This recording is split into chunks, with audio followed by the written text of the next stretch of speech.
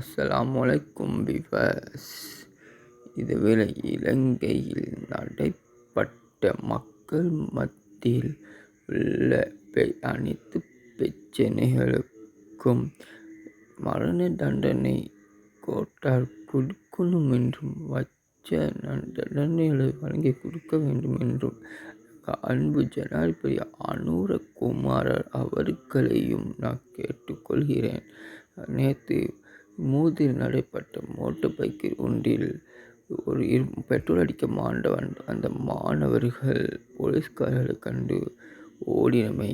இதில் ஒரு மாணவனை ஏற்றாமல் போன நாள் அவர் போலீஸ் விசாரணையில் மையத்தில் பிடிபட்டுள்ளார்.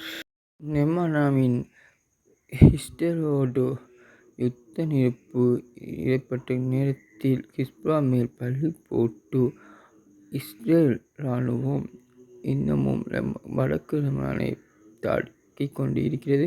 இன்னொன்று, பாலஸ்தீன் இஸ்ரேல் நிரந்தர யுத்த நிறுத்தம் வரும் பாலஸ்தீன் மக்கள் எதிர்பார்த்த டைமில் அது புஷ்பமாக உடைத்த இஸ்ரேல். இன்னமும் அரபு நாடுகளை குறிவைத்து தாக்கும் இஸ்ரேல் நடக்கப்போது என்ன வாங்கும் நாளை செய்தி பார்க்கலாம். அஸ்ஸலாமு அலைக்கும்.